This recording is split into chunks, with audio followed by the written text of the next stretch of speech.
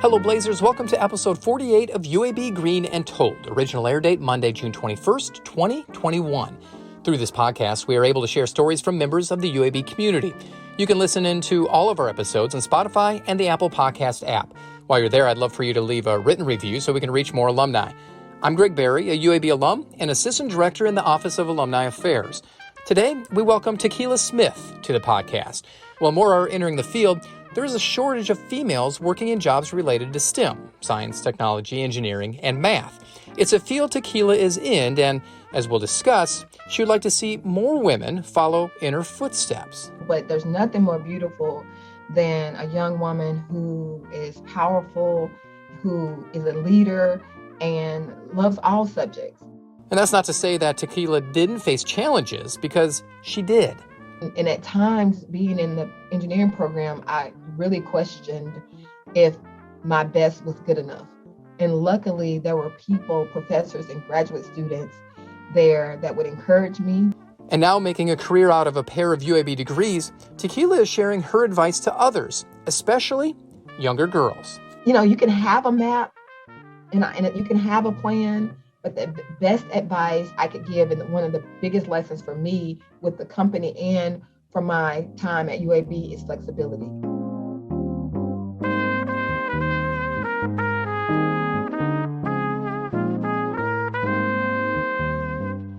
Science, technology, engineering, and math.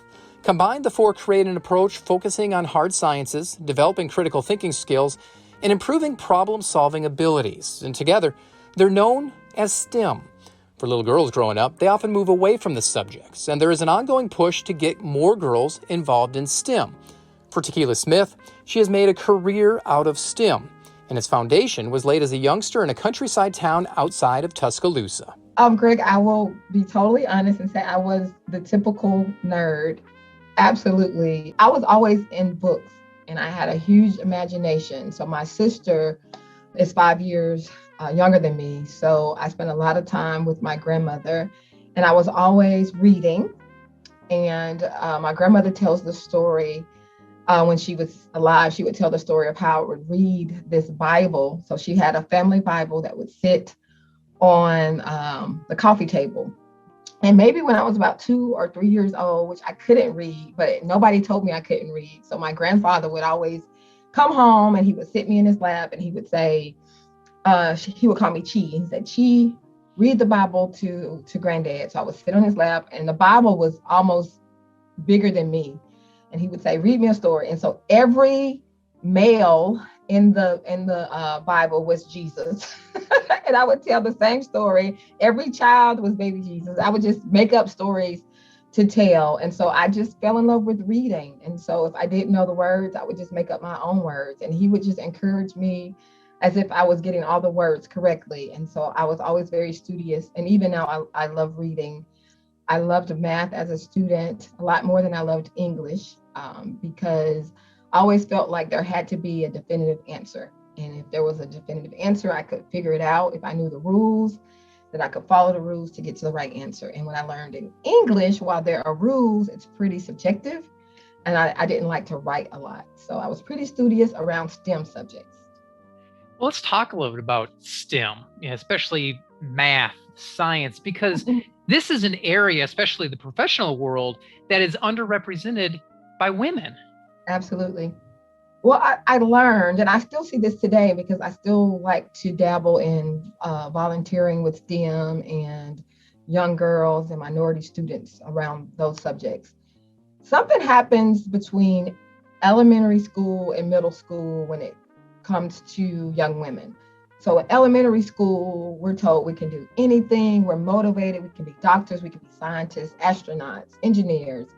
And then in middle school, I don't think the message to us changes very much. I feel like we tell ourselves that we shouldn't be smarter than our male counterparts. And we focus on more of the supportive role and being an encouraging friend or being an encouraging girlfriend. And we don't want to be smarter than our male friends. And so something happens in middle school where we just kind of get off track and we forget that we're brilliant and powerful and bold. And so what we've tried to focus on with the groups that we work with not only through the foundation, but throughout Alabama Power, is really reminding young women that you can be all those things externally. You can be beautiful, but there's nothing more beautiful than a young woman who is powerful, who is a leader and loves all subjects, but particularly math and science, where there is a gap for young women. We have to encourage them that you can still love math and be great. You can still love science and be great, and you don't have to pick. And so that's the message that we're trying to carry forward for the young women just throughout our communities and throughout the state. It's okay to love math and science, and it's cool to be an engineer or a doctor or whatever you want to be around those subjects. Who was one person that really influenced you when it came to the STEM? I would say probably my math teachers in elementary school and middle school, because they were helpful delivering that message to me. I think as young women, we are sometimes embarrassed by knowing the answer and wanting to raise our hands. There's something in us that says you don't want to be that person. You don't want to always raise your hand. Don't be showy. Don't be boastful. And so we tend to want to hide how smart we are.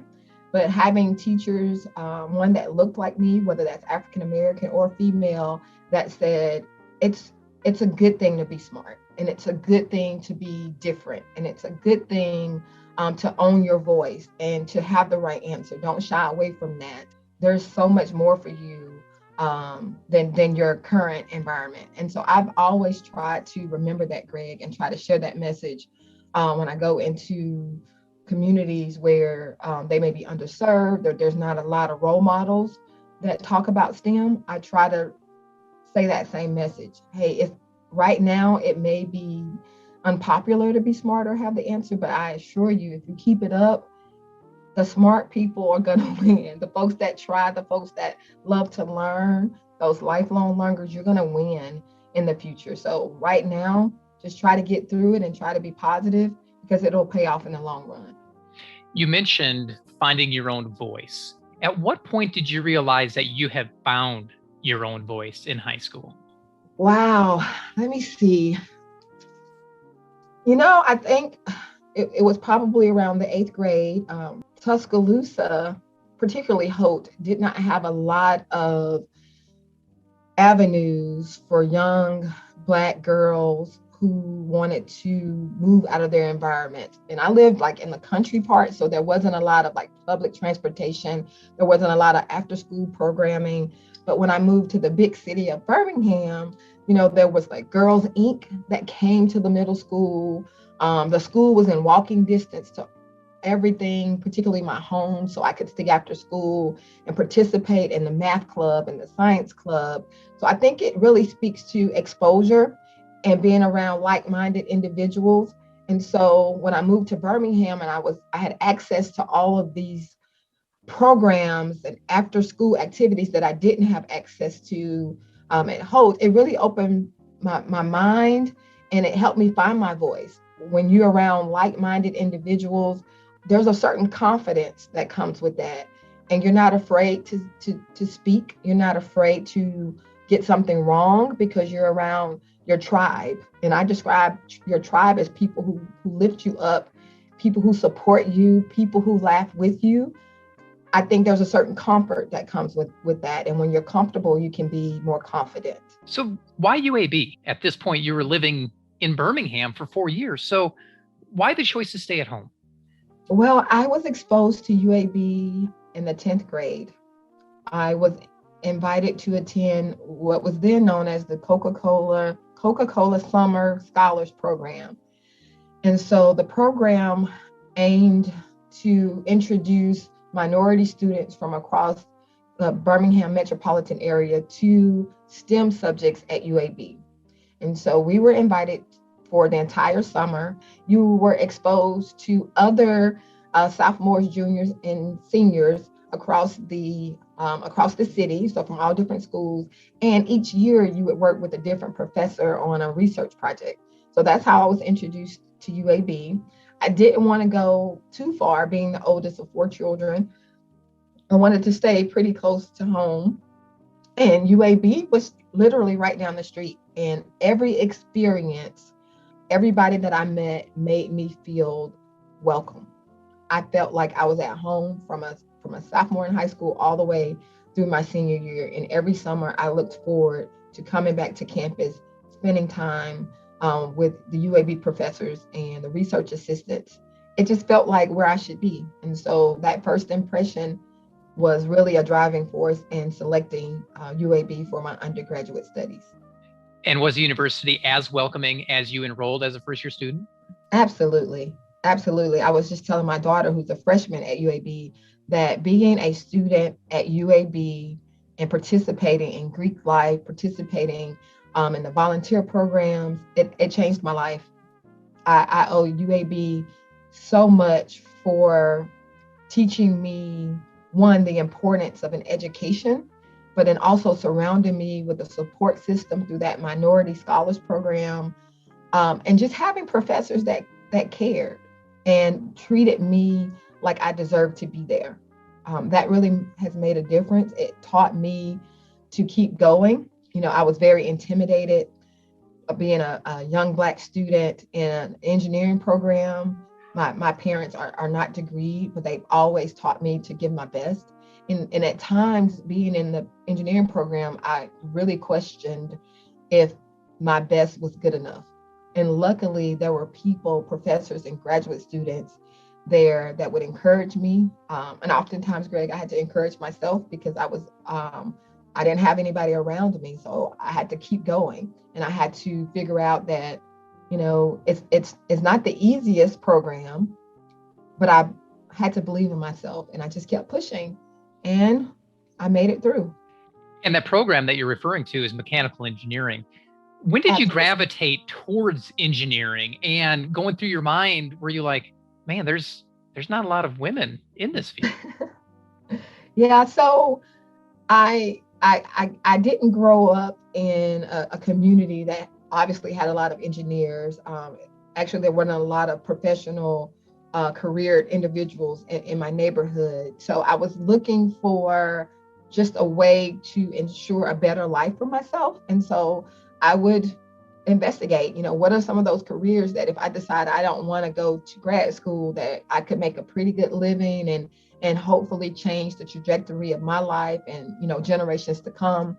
And so I looked at the medical field and quickly learned that I didn't want to do that because I'm not a fan of blood and scalpels and all those things that are necessary to be really good in the medical field.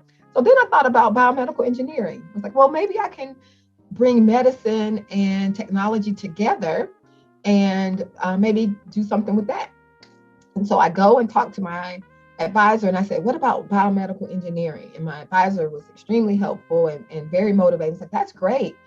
At the time, UAB did not have an undergraduate program in biomedical engineering. So they said, okay, first you need to get a degree, an undergraduate degree in mechanical or materials engineering. And then you need to get a master's, and then you can get a PhD in biomedical engineering. And so, as you can imagine, 8 years was really not something I was too motivated by at the time. And so I said, well, what's another route? What's another route I could take? Maybe biomedical can wait. What is something I can do right now and maybe have a job when I graduate, you know, so I can help my family, and then maybe I can consider biomedical later. And so we began to talk about the differences between materials engineering and mechanical engineering. And at the time, it appeared that mechanical engineering offered a little more flexibility as far as the number of industries I could go into, not only utility, but manufacturing route. There's an HVAC route. And so that's how I made my decision. And you wound up not getting just one degree from UAB. You got 2 degrees because you followed up the BS with mechanical engineering with an MBA from the Class School of Business. What was the motivation going that route and getting that degree virtually right after you finished the bachelor's?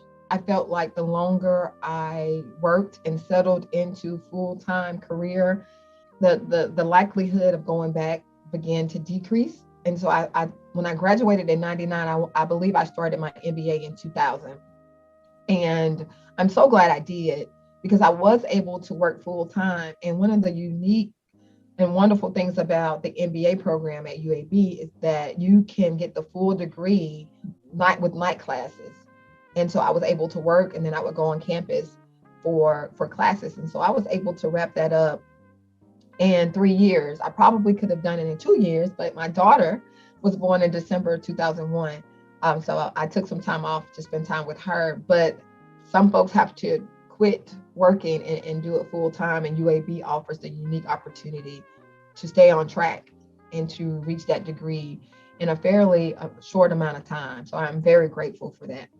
So you're going to school to get your MBA. You're working full time at Alabama Power, and you have a new baby. How challenging was it during that time in the late 2001 going into 2002? It was challenging, but I am proud to say that I have a partner of, 21 years. We will be married 21 years in July. So together for 22 years, that has supported me in ways, Greg, that I cannot even begin to talk about. Any crazy idea I've had, my husband, Mark, has always been in my corner as my biggest cheerleader to say, I support you, I am with you, let's do it together. And so for many of those months, he and Michaela, who was a newborn at the time, they were just hanging out, just the two of them while I was in class. You definitely need a support system.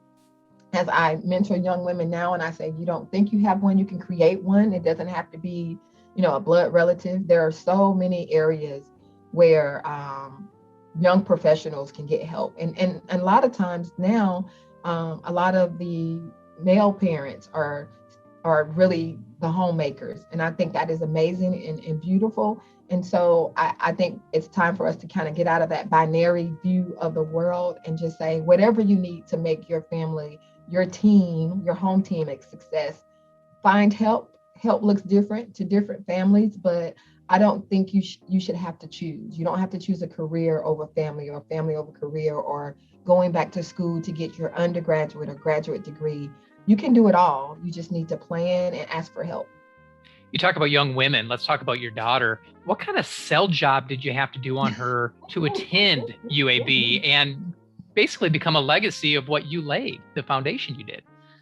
I probably started talking to Michaela about becoming a Blazer, I don't know, right when I received my MBA, because I could picture some of the photographs. And she was, my parents had a little get together for me in their backyard when I graduated with my MBA.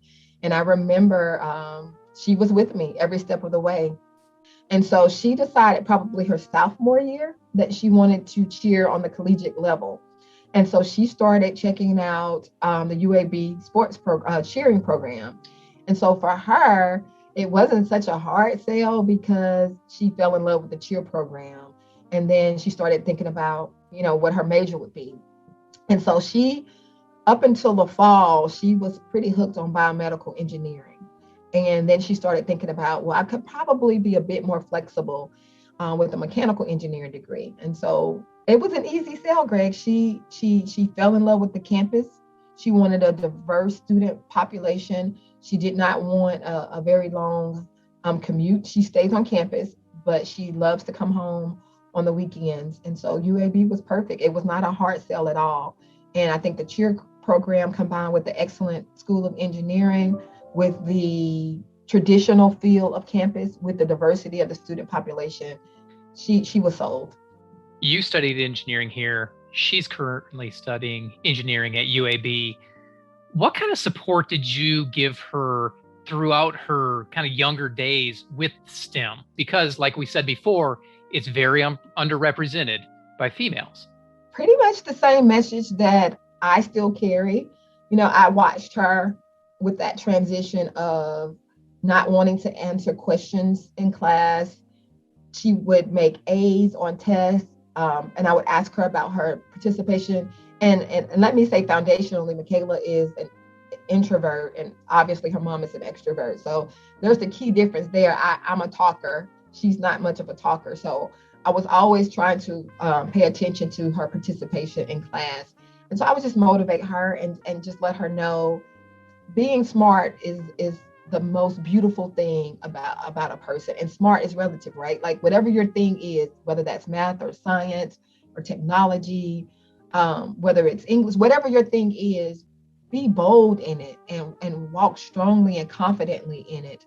And when her friends would come over, her cheer friends or some of her other girlfriends, I would say the same thing to them. You know, if you want to be the best you, don't shy away from the light. Be in the light, learn to communicate, learn to be bold in your statements and own it, whatever you want to be. And so I think not only watching me walk in what I was saying, but also share that with her and share that with her classmates. You know, that's kind of our mantra. Whatever it is you're going to be the best. If you're going to spend your time doing it, don't half do it. You know, give 110%. So regardless of what she said that she wanted to do, I was going to help try to motivate her to be the very best. Knowing what I had gone through, Greg, I told her proactively that it is not the easiest course, right? It's not the easiest program, but anything worth having is not easy. You started at Alabama Power in 1999, and here you are in 2021. And you're still at Alabama Power. Now, the job titles have changed a little bit, but you have been very constant. So what has UAB provided you that has allowed you to find that success and weave your way through Alabama Power? One of the things I am most grateful for that a lot of people don't know, Greg, is I technically started with Alabama Power in 98. I was still a full-time student at UAB, and I started to co-op at Alabama Power in 98. When I look at my peers at other companies or in other industries, they're usually amazed that we get here and it's like, once you guys go to Southern Company or Alabama Power, you just don't leave. And that's true because this company allows us to touch so many different areas of the business. What I appreciate about what UAB has taught me that I've carried over is flexibility. I remember early on having a roadmap to success on how to graduate in 4 years. And I'll never forget my advisor said, it's not going to work out this way, Tequila. And as soon as you realize that it's not going to work out exactly how this paper has it lined out, the better off you will be. Don't freak out if your class is not offered in a certain quarter. You know, don't freak out if you want to take, your math back to back and it's not offered in the summer. And so I guess the main takeaway, Greg, is flexibility. Just being, you can have a map and you can have a plan, but the best advice I could give, and one of the biggest lessons for me with the company and from my time at UAB is flexibility and being able to just roll with the changes. That's the one thing that's constant in life, right? Change. Your current role is Vice President of Charitable Giving. Through that role, what do you do? So a little known fact about my role. So as president of the foundation, I'm also vice president of charitable giving, and I'm also executive director of the Alabama Business Charitable Trust. So it comes with a lot of titles, but all of those mean we help people. We help our communities. We help nonprofit partners, where there may be gaps in their operating funds, or, COVID-19 hit all of us just so hard. And I'm proud to say that in 2020, we were able to deploy $1 million throughout the state to help our communities. And that comes in different forms, like, arts, education, health, environment. COVID just added another layer of adversity to what areas that already were in need. And so I had the privilege to come into this role and to pick up the mantle where my predecessor was already doing amazing things across the state, but to continue that. And right on top of that, we, shifted our priorities to focus additionally on, moving to equity, social justice. So to be a Black female leading the foundation in this season where I have leaders that are saying, do more, do more, do more. We were doing great things in 19. We were doing great things in 2020. But Tequila, what can we do in 2021? How can we set the stage? How can we be the standard of uplifting Alabama? Greg, I can't think of another role that I would rather be in.